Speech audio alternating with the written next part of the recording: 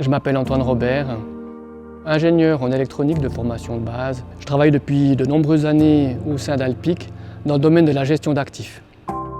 Il faut savoir que l'aménagement de la Grande Xance a été construit dans les années 60 et après toutes ces années de bons et loyaux services, un important programme d'investissement a été mis sur pied dès les années 2010 de manière à réhabiliter l'entier de l'installation. Pour la production, on parle de tout ce qui se trouve entre le barrage de la Grande Xance et la vallée du Rhône.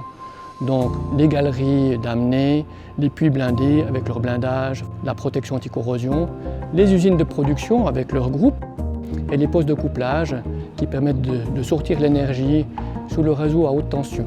En 2016, l'entier de ces projets a été arrêté, mis sous cocon, dans le cadre de contrôles d'aptitude au service des blindages. À la suite de ces contrôles, décision a été prise de renouveler la conduite des condamines et de relancer tous les projets qui avaient été bloqués.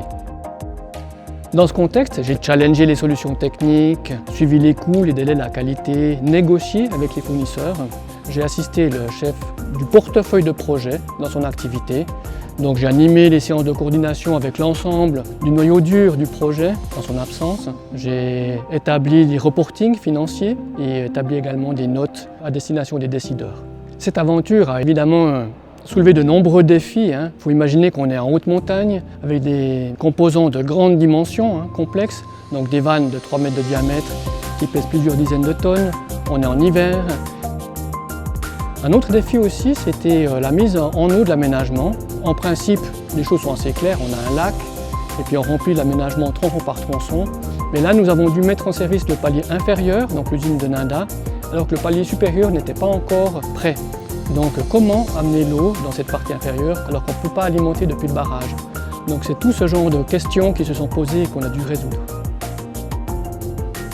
Alors je suis vraiment fier d'avoir eu la chance de pouvoir participer à cette merveilleuse aventure.